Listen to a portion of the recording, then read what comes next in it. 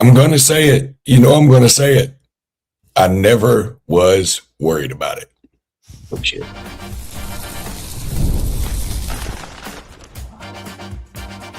You are Locked On Bama, your daily podcast on the Alabama Crimson Tide. Part of the Locked On Podcast Network, your team every day. Hey, everybody, and welcome back into Locked On Bama. HSA Radio Network's Luke Robinson, that's me. It's barely. Alabama internet legend Jimmy Stein, that's him. This episode is brought to you by FanDuel, and I hope by Vicks Vapor Rub. My voice is gone, Jimmy. That's the dangest thing I've ever seen. And listen, I want to tell y'all in advance, honest to God, a lot of this is due to me. I'm at the game, and it's 17-0. And my friend, I look at my friend and I say, I'm going to walk around. I'm not going to sit here. I got to do something to do my part. So I go down to the concession stand and I just sort of mill about because they have some TVs down there. And we score a touchdown. Then we block a punt. It wasn't really a block, but it was whatever. And then we score again, and I didn't see any of it live because I was in the concession stand doing what I needed to do. And so I'm just asking what y'all do. I saved the game. What'd y'all do? Jimmy? Oh, what I do? Oh, I didn't do much to affect the outcome of the game. I did a lot. I just watched it on television, so I didn't affect the outcome much. Gosh, what a night. You know, my first thought is it was the inverse of the first game in Tuscaloosa. 100%. Where I thought in some ways Oklahoma outplayed Alabama to an extent. I mean, statistically, you can look at some stats and see that Oklahoma had more offense, better on third down. But a couple of things where Alabama was better than Oklahoma, the one turnover, I think it was the biggest play in the whole game, was the Zabian Brown pick six. I know it was in the first half. Yeah. First half ended 17-17, but I think the Zabian Brown pick six was the biggest play in the game. And then it was sort of a cavalcade of Oklahoma special teams errors between a punt that they dropped, some punts that didn't go right for them. How about Tate Sandell, the best kicker in the world that's not employed by the NFL, misses two kicks late that could have changed things, really could have changed things. Alabama made no bad special teams errors. Didn't love the punting, but overall, Alabama didn't have terrible special teams errors. They've cleaned up that. They won the turnover battle. Zabian's pick six was big, and somehow Alabama kept it together. Once they turned it all around, they really dominated the line of scrimmage. And shout out to the defense for pressuring Mateer. Shout out to the offense for finding a way to score points against what's truly an elite defense in their place.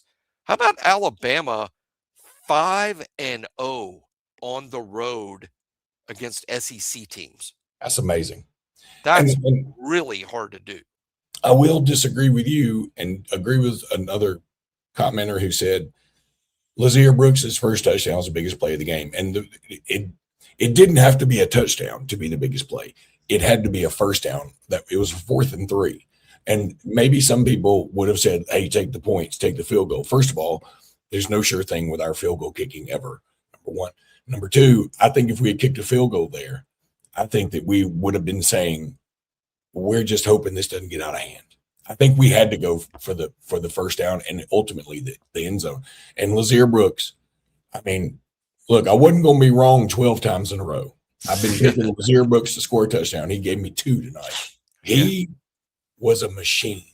I mean, he was fantastic. And again, I have not seen all the highlights or seen the game.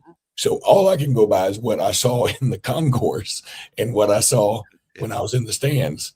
And it felt like Lazier Brooks was having just an unbelievable game. I mean, take the 2 touchdowns out. I mean, 5 catches for like 60, 70 yards, the 2 touchdowns.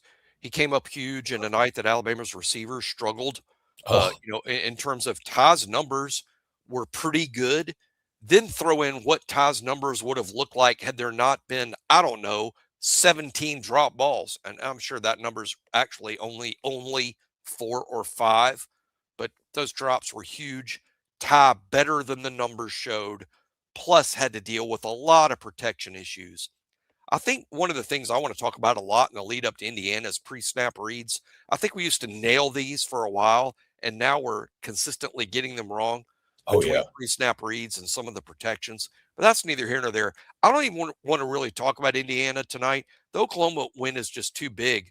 And let me tell you, I've gone off a little bit on Twitter, and it's going to be worse later as this night continues for me. It's 12:40 Central Time, and I have no plans to go to bed anytime soon because I plan to go on Twitter and and possibly make comments about tweets. You know, the national media really disrespected Alabama going in this game. Hey, a lot of it was also some Alabama fans, not just national media types, but they were the worst. Alabama was a 1 point favorite or 1 point underdog in this game. 1 point. I couldn't find a national guy that picked Alabama to win the game. There was a lot of talk as soon as Alabama fell behind from the national people that Alabama didn't deserve to be in the game in the first place. And this was just evidence of that. I'm going to have a lot to say on Twitter about that. Alabama won the SEC in the regular season. I know every time I say that, people poo-poo it, but it's a fact. Alabama was the #1 seed in Atlanta. Yes, they were terrible in Atlanta. Yes, Georgia absolutely richly deserves that trophy. But people only wanted to harp on the bad and not the good about Alabama. And the injury situation was outrageous. I can't believe people ignore that and call it an excuse. Again, if we were sprinter fans and not a football team fans, and Usain Bolt was our sprinter and he pulled a hamstring before the Olympics and he couldn't run or he ran poorly because he had a pulled hamstring, are we going to sit here and attack Usain Bolt all night? That's nuts. The quarterback was hurt. 2 running backs were hurt. 2 receivers were hurt. 2 tight ends were hurt. The left guard was out. The center was hurt. And people said, "Oh, I'm just tired of that excuse." What? That's just nuts. Alabama got healthy and then played like they did when they were healthy during the season. They beat 4 or 5 ranked teams in a row. They were the #1 seed in the SEC. Everyone acted like they were James Madison's little brother. Frankie Madison. Little Frankie Madison. First of all, I think you're spot on. But secondly, I'll tell you this, I have no problem saying this, and you're on a text chain with a bunch of mutual friends. When it was 7-0, and 10-0, and 17-0. I actually texted y'all. I said, y'all don't understand how embarrassing this is in the stadium. This is disgusting. The way we're playing is embarrassing to the fans who came out here. And there were a lot more Alabama fans here than I thought there would be. And also a lot of families here that I met a lot of them, and I'm going to talk about them. And I was bummed because that's what I was thinking. Like, that's what made me so mad was, man, we're playing so bad. We're going to make all those people sound correct. And I still don't think they're correct. The fact that we played bad shouldn't mean they were correct. But then, again, this is where you have to give everybody on that Alabama squad a ton of credit. That Ty throws one off his back foot to Lazier Brooks, who catches it and sort of, it was a tough catch, it looked like. He sort of ended up on his back. We keep that drive going. Then he hits Cuevas, who, again, playing very hurt. He soldiered through it. Then we get down there, it's 4th and 3, and he hits Brooks again. And Brooks does some kind of whirling dervish Mark Clayton versus the Jets helicopter move to spin into the end zone and get us that touchdown. And you're thinking, okay, well, 17-7, okay, maybe we got a shot. Maybe if we can get this thing to like 20-10 at the half. Well, then we kick a field goal. And by the way, I was worried after we didn't score a touchdown on that field punt snafu they had. I thought that was going to be bad. I thought that may come to bite us. And then Zabian Brown, by the way, on the way home to the hotel I'm in currently, we stopped because some of us were, I'm trying to think, some of us were having trouble with bladder control in the moment, some of us being me. And I said, pull over anywhere. I don't care. We stopped at a 7-Eleven randomly on the way. You got to wear adult diapers to the games. I did. I'd already used them. No, I'm kidding. But all right, so we pull over at this random 7-Eleven, and when I walk in, there's a guy in front of me that's the funky thing about playing Oklahoma. You never know if the jersey is Alabama or Oklahoma until you get real close. And he had a number 2 jersey on, and then I noticed it had brown on the back, and I said, Roll Tide to him. He said, Roll Tide, and I said, wait a minute, are you Zabian's dad? And he said, yeah, I'm Zabian Brown's dad. And I was like, oh my God. He said, yeah. He said, man, that was a game changer. He said, I'm just so happy for him. He said, I just left where Zabian was, and we were talking in the end zone. Yeah, in the end zone. I mean, he's like, no, I guess after the game they went up to whatever. And he said, man, he said, I coached Damani some back when he was at Modern Day. Obviously coached Zabian, Chuck McDonald, Abdul, the whole thing. And we sat there and talked for a little bit. He's a super dude. I got to really quickly, before I forget, talk about some of the other people that I saw, some of you guys that are on here. If you're on here, you're interested in it. We saw Austin Mack's parents. Oh my God, they were super cool. Austin Mack's dad is an airline pilot. Well, he was super cool. And I saw his brother, who was also super cool. And they were just super nice. And they were sitting with Caden Jones' parents. Oh, and I've talked to the mom. Allison, is that right? They may have told me a name. I apologize if I got that wrong, but I think. By the way, Austin Mack's mama was dressed. There was no chance she was pulling for anybody other than Alabama.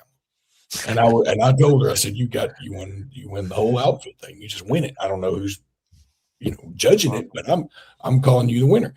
And then Caden Jones, I saw Tim Keenan's dad in the concession line. We talked for a bit. I said, this is before the game. And I said, I'm going to tell you the truth. I've been worried. Are we ready? He said, oh, yeah, we're ready. And it was 17-0. And I was like, man, I wish I could see Tim Keenan's dad right now and find out what he was thinking. Then I'm not going to challenge him on anything, but all right. I saw Caleb Edwards' dad. I talked to him. We saw Jeremy Bernard's dad. I got a picture. I'll post it. Super guy. I mean, couldn't have been any nicer. That's what happens when you go to road games and there's not a huge Alabama contingent. Like half of them, they were all players' parents. I saw Dijon Lee's dad, and let me tell you this. Sort of like going to Alabama gymnastics meets on the road and sitting in the Alabama section. It's all the gymnast parents. Well, all right. So Dijon Lee's dad came down in the concourse with me. I don't know if he was just as nervous or what, but he was just down there with me, and he started watching the game with me. And we're talking, and of course, I found out. I said, and I very stupidly, sort of inebriated, said, okay, so what's your name again? I'm gonna give you a shout. He says, Dijon Lee. I was like, oh yeah, Dijon Lee Jr. Yeah. But then I said, well, what do you do? I said, because Dijon is a madman. I mean, he's incredible. He's 6'5". He's got these long go gadget arms. He's fast. He does everything. He said, I'm a boxer. I said, oh my God. I said, well, do you have any other children? We need to go recruit them or whatever. He said, well, I got a daughter who's 7 and she also boxes. I said, do what? He said, she boxes and she's 10-0. I said, of course she is. I said, has she knocked anybody out? He goes, not yet. I was like, oh my God, she's 7. She's boxing. I said, what kind of gloves do you have? Like Mickey Mouse, big funky gloves? He said, no, they're like just regular 5-ounce gloves. I said, holy cow, that's amazing to me. I saw Cam Dewberry's dad. Cam Dewberry's dad recognized me. Jeremy Bernard's dad recognized me. It was crazy. Then I got to talk about the other people I saw really quickly because I said I would. And I want to because I appreciate him. Bradley and Jonah and Tyler and Bob from Mountain Brook. He bought me a Michelob Ultra, which I appreciate. Saw Tricia and Brian, who sat next to me at the Missouri game randomly. That's pretty cool. And Jeremy Bernard's dad, and I probably saw some other people. And I know there's a Philip in there. I don't know if it's a Philip, but I appreciate all of y'all. And Jeremy's catch was ridiculous. Jeremy's pro throw impersonation. It was a very Tyrone pro throw type. The long-time Alabama fans know what I'm talking about. It was a very pro throw type catch where he sort of caught it off a back or a helmet of someone else and held on the ball, fought for it all the way to the ground. Huge play in the game. Just huge play in the game. And Jerm and Cam Dewberry and all the seniors, really happy for him. And how about this? I mean, we talk about it a lot on tomorrow's show when we really gather our thoughts, but Keon Keeley was outstanding. Even when he wasn't sacking Mateer, he was highly disruptive. And my favorite Keon Keeley play in the game, which is one that probably some of y'all are going to criticize, but I don't know. Kane Womack and his creativity shows blitz, brings Bray Hubbard, but drops Keeley. Yeah. Mateer poops himself, throws it directly at Keeley. It was just, that was a great Kane Womack call and design. And yes, sometimes you drop your pass rusher because it's the last guy the quarterback thinks is going to be there. Bought Hubbard, who pressured Mateer. Just a great Kane Womack thing. But just shout out to Keon Keeley. So many Alabama fans tried to stuff him in the portal for 3 years when the kid's body changed 50-something pounds. And he went from playing standing up to his hand on the ground. Heck of a transition for him. Took a while, but we always said, be patient with Keeley. Be patient. It's going to work out. Now you're starting to see it. Dude's going to be a monster next year. Also, my body changed by 50 pounds in the last year. Nobody said anything good about me. But regardless. I'm not stuffing you in the portal, pal. I ain't portaling you to Locked On Sooners. All right, Wayfair. Boy, I don't think Wayfair will use this on their national commercial, but here we go. The holidays always show up faster than we expect. And if you're still putting together gifts, last-minute decor, or getting your home ready for guests, Wayfair has you covered. Whether you need a quick room refresh, new bedding, or those final seasonal touches, like a complete new set of vocal cords, Wayfair makes it easy for you to find what you need and fast. Wayfair is truly one of your one-stop shops for everything home, with decor, furniture, kitchen essentials, and gifts for every style and every budget. They're the best. I have used them. They're great. All delivered quickly and easily. Their selection is huge. The bedding and the decor, the kitchen gear, the kids' rooms updates. I was able to find everything I needed in one place at wayfair.com. That's Wayfair. Every style, every home. And then, of course, there's FanDuel, because FanDuel's the best. NFL Sundays move fast. One play and suddenly everything feels different. That's what makes live betting with FanDuel so exciting. You're not just watching the game, you're reacting to it in real time. With FanDuel, you can place bets as the action unfolds, every drive, every momentum swing, every highlight moment. Live betting is best when the game starts to shift. Like if somebody just drops a punt they were about to kick, a receiver gets hot, like Lazier Brooks, or a defense tightens up, like Zabian Brown returns a pick six, something like that. Live spreads and money lines adjust instantly. So if you want to be right in the middle of the action this season, visit FanDuel.com. Place your NFL live bets all season long. FanDuel, the game moves fast. So can you. And Zabian Brown, Jimmy Stein guarantee. This is the struggle bus time when you do live reads and you have no voice. I was already kind of sick. And then I come here and I'm thinking, I'm not going to make it through the game. I was feeling so bad. And then things happen, and now here we are. Powered through. Got off to a bad start and powered through, very much like the Alabama Crimson Tide. Jimmy, I got to ask this because, again, I haven't seen this. I saw it briefly on the ride home looking at YouTube, trying to get ready for this. What the heck was their punter doing? Did he just mishandle it when he dropped it? Did he just sort of like, oh my God, I forgot I'm supposed to punt this? What happened? He took the snap. He was in the process of making his drop, and the ball just slipped out of his hands. He just didn't make a smooth transition from catching the snap to the drop, but he sort of just muffed the drop. And it was a huge play in the game. And again, so reminiscent of Alabama special teams breakdowns in Tuscaloosa. It was Oklahoma with the special teams breakdowns. It just goes to show how football sports is so unpredictable. I mean, it was just an easy guess that if any team melted down on special teams, it would be Alabama, who's done it repeatedly. Alabama didn't even have a super night on special teams, especially early. But by the end of the night, you total up the gaffes. Most of them were Oklahoma on special teams, and it was a big part of Alabama's win. But ultimately, I think Alabama won the game because they were able to reverse what was happening at the line of scrimmage. Early in the game, there was incredible pressure on Ty. Alabama handled that better as the game progressed. And early on, there was no pressure on Mateer, but when the game turned, there was immense pressure on Mateer. Yeah. And Alabama won this game at the line of scrimmage. Again, this is a good football team. I know there's an early line of sorts out on the Indiana game, and Indiana, to me, shockingly favored by 6. And who knows what's got. It's an undefeated team that won the Big Ten, beat Ohio State in the Big Ten championship game. I don't want to talk too much about Indiana tonight, but it's yet another sign about this Alabama team is healthier. That's why the team looked different. I said all along, I couldn't promise a win, but I thought they would look better because the offense was healthier.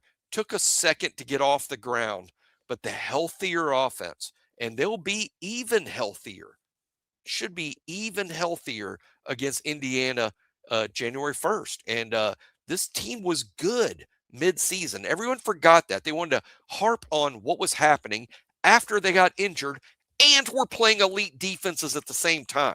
It was such an overreaction to that, and I think we saw it today in terms of what this Alabama team really is when they get a little bit of health. Yeah, and I'm not going to get into Indiana just yet. And also the similarity. It is weird being out here in Oklahoma. Number one, everything is dead gum flat. As soon as we got to oh my God. We got off the airplane and I'm looking out and I'm like, our hotel's way over there. He's like, well, it's really not that far. And I'm like, we don't know. It's everything out here is an optical illusion. And so then we finally get to the hotel and whatever. And props to Southwest for creating a couple of flights for Alabama fans. Props to all the Alabama fans who came. By the way, Kelby Collins, who had a big play late in the game with a sack, saw his mama. It really is cool. And I know that they do this a lot at all the games, but it was super cool to see the parents, and they're so into it. And I think they like people. I mean, maybe some of them don't, maybe they just act like it, but I think they like people coming up to them saying how much they love their kids and all this. I mean, like Germ's just a good kid, and well, he's not even a kid anymore, but we were just talking to his dad saying, man, he's just such a good guy. And so it was all great. But so Kelby Collins made a big play. The similarities of this game and the previous game, but turned 190 degrees. I'm sure Oklahoma fans right now are just like we were, saying, we won this game. We won the game. We just gave it. We gave away this game. Is what they outgained us, right? They outgained us. They did outgain us by around 100 yards. Alabama barely had just over, I think, right around 260 or 250. Yeah. I think Ty threw for about 220, 230. They ran for about, 30 yards. Although that's a little misleading. Daniel Hill's rushing numbers weren't bad. I mean, they weren't bad. Jams were, and the teams was as a whole. Daniel Hill's numbers weren't bad. But if you take out, now, again, tell me if I'm wrong. You got to see the game, so you get replays. Yeah. If you take out Daniel Hill's one long run, it probably wasn't right. No, that's a great point, and that is true. I just don't like taking out the play because it counts. It counts too. But you're right. You're right. It wasn't consistently great, but there was one play in particular, and again, I'm blaming it on Jam's ankle because that's fair. But there was one play where the offensive line I thought opened up a pretty good hole, and Daniel Hill Jam Miller just had no burst. He had no burst to make it. I really think it was on that play that I told my wife, my stepdad I was watching the game with. I mean, when that happened, I'm like, I hate to be this guy, but I think E.J. Crowell may have scored there. Yeah. And he's in the 11th grade in Jackson. But, Jam just didn't have burst. And of course, he's on a really bad ankle. And, Daniel Hill had a little more burst, a little more wiggle to him, even at his size. We were a better team with Daniel Hill on the field. But we still have to figure out some pressures. We have some miscommunications about blocking folks. We blocked the wrong folks on the right side a few times where we're just blocking the wrong guy, and it bit us a few times.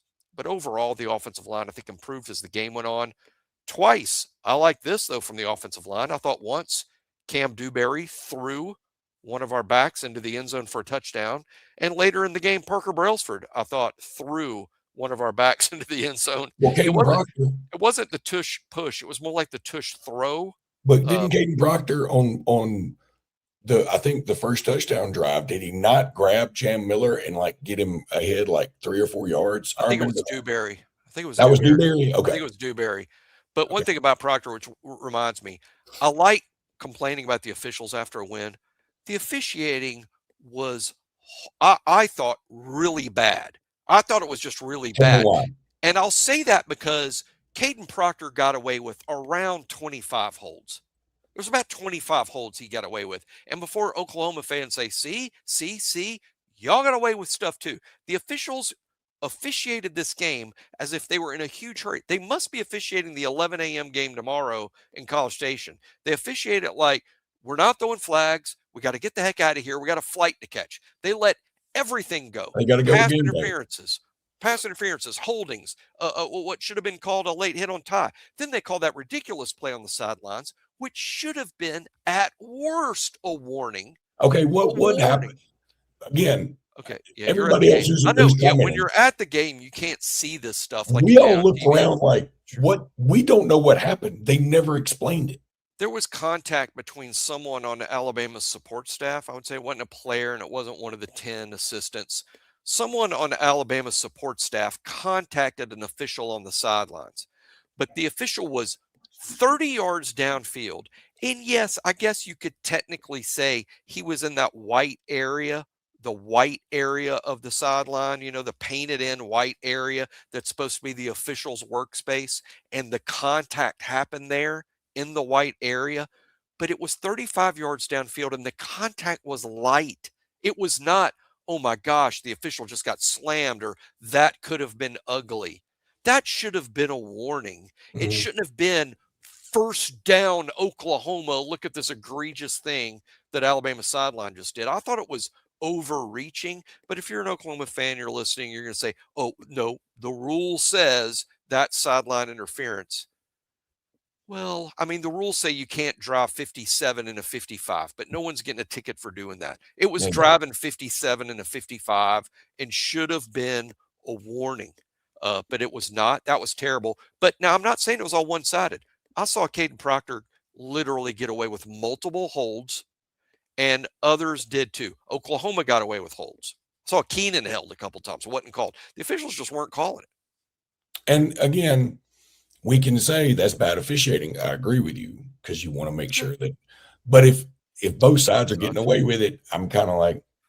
And I'll tell you what, I was in the concourse, or what is it called when you're in the area between the concept? By the way, Oklahoma people, if you're listening, a couple of things. For the most part, your fans are the nicest I've ever run up on. Like, people literally went out of their way to come up and say, we hope you're having a good time.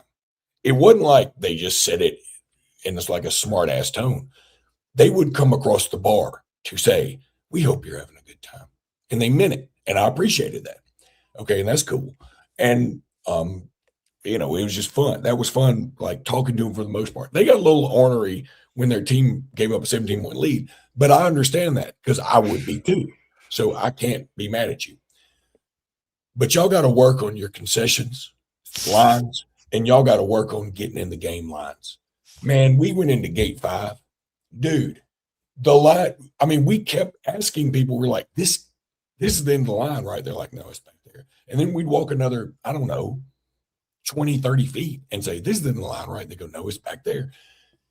Jimmy, it's the most inefficient way I've ever seen people get into a stadium. And again, love a lot of things about Oklahoma. I appreciate it. And in fact, we said after the game, we said, hey, we like that we got so much in common. I saw people wearing buttons that say, I hate orange. And at first I'm like, oh, you hate Tennessee too? They're like, no, we hate Texas. I'm like, but that kind of works with what we would do. Both of us end in A's and start with vowels. That's a very positive thing. And yeah, two of the great brands. Two of the great brands. I bet the Nielsen number was huge, is going to be huge on TV. Two big time brands. Alabama and Oklahoma do share a lot of history, and we also share Jalen Hurts. How about that? And I'll tell you that that's funny you brought that up. God, my voice, y'all. My throat hurts. They put up a big montage of players that are in the NFL for Oklahoma. And he's like, bam, bam. And my buddy was with me, kept saying they're going to put up Jalen Hurts. And I was like, yeah, I think they are. I said, but we all love Jalen Hurts. And they put up Jalen Hurts. If I'm lying, I'm dying. It felt like the Alabama section was the only one that cheered. I just thought that was weird. So, but we all love Jalen Hurts. So, all right. We want to keep this going for another minute or two. And once I figure out how to get rid of these, oh God, I just screwed it up. All right, here we go. Hang on, Jimmy. Rocket money. We're going to talk about rocket money right now. Sound like I've been near a rocket. Rocket money is just awesome. Ever feel like money just disappears each month? It happens fast. A few subscriptions here, an impulse buy there, and suddenly the numbers in your bank account don't match the numbers in your head. Rocket money helps you get clarity and back on track every dollar that you want to and stay in control of your finances. Because managing your money shouldn't feel like a second job. Rocket money does the heavy lifting for you so you can save more on time and less stress. Look, Rocket Money finds the subscriptions you forgot you were paying for and helps you clean them up quickly. It does everything for you. Take control of your finances and cancel your unwanted subscriptions with Rocket Money. Go to rocketmoney.com/locked-on. That's all one word. Go to rocketmoney.com/locked-on today. That's rocketmoney.com/locked-on. Rocketmoney.com/locked-on. That's what it is. Rocketmoney.com/locked-on. Jimmy Stein. By the way, two of the people that I met actually said, hey, we want to get a picture. And then they turned it into a video and said, everybody say Jimmy Stein guarantee. I sent it to you. It's funny. You did. And it is funny. They're good guys. So the only thing I guarantee is that Alabama's a better football team than anyone gives them credit for, including some Alabama fans, but definitely the national media. You feel like you're mad. Wait till you see later on. Of course, you might not see it till tomorrow. The tweets from some of the national media early in the game. I would say I'm furious about it, but I was furious about it all week. I mean, again, Alabama was at worst a 1-point underdog in the game. So much to Alabama doesn't belong in the game. Alabama's not a real playoff team. Just absolutely ridiculous. And why does Luke sound like that? Well, didn't half sick. Half and at the game. Half sick, half beer, he's half a continent away, and it's 1 a.m. And the reason Jimmy doesn't know how percentages work is beer for him. That's it. You can't have half and half. True. I have not. But I like this because I think I kind of want piss Jimmy next week. Oh, I am upset about. I'm upset about disrespect. I think Alabama was disrespected. Well, it's funny. So Zabian Brown's dad, again, super nice guy, and I randomly saw him at the 7-Eleven. Did he snatch a beer from you and run the other way into the end zone? Took off. He's a hadn't seen him since. He's a pick six god like his son. But he smiled though. He said he's a game changer, and I said, yeah. Oh, yeah. What do you want me to say? But so he said, Indiana's already talking about us a little bit, right? So what that tells me is he's been on social media and he's already seen stuff.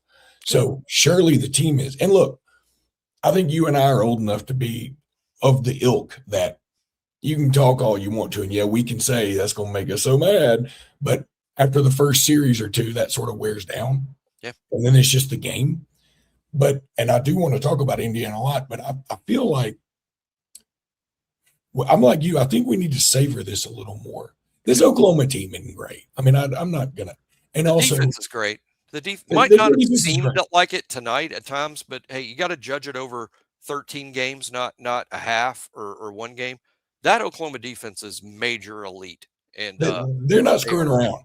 But defense, the offense sprung to life. And Mateer, got to remember, we were ready to give the Heisman to Mateer in September. Yeah. And we got September Mateer tonight. Well, and the other thing I was going to say was, though, a little bit is funny to me. Oklahoma seemed to be more like what people were saying we were, like propped up on a house of cards. Yeah, they've won some games, but you see all these holes. And I think in the first quarter, obviously Oklahoma was looking fantastic and we weren't, and everybody was looking right. But I think we began to knock some of those cards out from under them. And when we did that, they couldn't catch back up. I'm not saying they were fraudulent or anything like that. I mean, we got to have 12 teams in the playoff. They're definitely one of the top 12 teams. I'm just saying, I don't think this Oklahoma team could have won a national championship even if they had won tonight. I feel like we can, but I'm wondering if that's just because I'm a homer. I think it's a little bit of that. I want people to remember, much like I was saying, everyone wanted to discard everything Alabama had done well this season and just focus on the bad. Now that you've won and now that you're moving on to the quarterfinals and the Rose Bowl against Indiana, I think a lot of Alabama fans are going to harp on the good and forget the bad.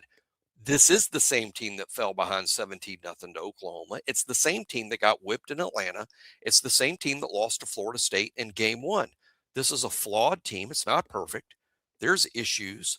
There's health issues. They struggle running the ball big time that affects everything offensively and defensively. It's a flawed football team. I won't blame Indiana or Indiana fans for looking forward to this and thinking they have a good matchup. That's fine. I get that. I think Alabama's got a good matchup too. I don't know that Indiana's got dudes on defense like Oklahoma does. I mean, now offensively, Fernando Mendoza, that wide receiver crew they got, they'll be difficult. They'll be fundamentally sound. They'll be tough. They beat Ohio State. I have all the respect in the world for them. But again, Alabama is all that you've seen from Alabama 1 through 13. That's what they are. That's what they're capable of playing poorly. They're capable of playing great. Both of those things. I bet in the Rose Bowl, Luke, we're going to see both of those sides again. We're going to see Alabama have stretches where they play poorly and stretches where they play well. Yeah, I don't doubt that. It wouldn't shock me at all if Indiana jumped out to a lead, and we'll probably talk about that. Well, it's the poop storm. Everybody loves. I mean, when you play on the road in the SEC, there's going to be a poop storm. I want to use another word, and it's 1 o'clock in the morning. I probably could use it right now. I'm just not going to. But there's a poop storm when you play on the road. The pregame was insane. You were texting me about it. The pregame was insane right before the game, and all the lights and the lasers and the crowd was just nuts. There was going to be a poop storm. You had to survive it. They did. They survived it. They even went into the halftime 17-17. That's why they won the game. And as much as everybody will say, well, they killed Oklahoma in the second half, I will say they won the game in the first half. You know why? There was a poop storm. They survived it and came back and didn't lose. You can't win the game in the first half, but you can lose it. They didn't lose the game in the first half. Let me say this too, by the way, you're talking about all the spectacle. It was different. I mean, again, because Oklahoma's being here is pretty nice. I mean, like most everybody's very nice. Again, in a very not condescending way. They're very nice. So outside the stadium felt less electric than inside the stadium. Number one. Number two, did any of y'all on TV, did they show the drone show at all? Was the drone show the lasers on the field? The light No. show? No, the drone show was at halftime, and it was in the sky. No, we didn't see it. Drones all do like OU. If they showed it, I didn't see it, but I may have not been in front of the TV. Oh my God, it was downtown impressive. It was really impressive. Okay, number one. Number two, it dawned on me the only time they scored in the second half was right after 50 by God Cent got out there and fired him up. And I'm going to tell you something. He fired me up. I was in the concourse watching the thing, and I was determined to stay there. And I was like, 50 Cent just came out, and I don't know why, but I must go out and see this. Their fourth quarter song is a 50 Cent song. It'd be like, oh, is it? The band Alabama coming out and doing Dixieland Delight in person. It'd be kind of like that, but it's 50 Cent. But the funny thing about it is, and they did show quite a bit of it on TV, and our players talked about it in the post game. A lot of our players are a big fan of that particular song, and our players got as hyped about it as Oklahoma's players did. Our players were excited about it. They weren't like, oh no, we're playing Oklahoma and look how cool they are. Curtis is here. Curtis Jackson's here, because I'm going to call him Curtis Jackson because he's an Oklahoma guy tonight. Curtis is here, but no, our players got super hyped about it. It wasn't just boosting Oklahoma. Well, we're going to spend a lot more time talking about this, obviously. Yeah. Surely to God, my throat will be better tomorrow. And we will talk. We are getting on the 9:15 flight on Southwest, get to Birmingham. Got to go see my daughter play basketball. Then we're going to figure out a time in there that we can do the pod for tomorrow. But that's why we're doing it right now, because I know I couldn't do that. So anyway, appreciate all of you. If any of you that were there tonight that came up to me, appreciate all of you. Bob from Mountain Brook buying my beer. You're a great American. He only bought one beer. He's still a great American. I didn't want to make it sound like plural. I bought the other ones, but and all the families that we saw. By the way, Austin Mack's family and Caden Jones' family, like, y'all better talk nice about Caden and Austin. I said, we have not ever not talked nice about either one of them. We love Caden Johnson. In fact, I said, I know he's hurt. I know he's from Nashville, North Carolina. They looked at me like I was an alien. They were, and I was like, I'm telling you, we love this guy. We think he's going to be a big player. I think I knew his mom's name. You did know his mom's name. Allison. Huh?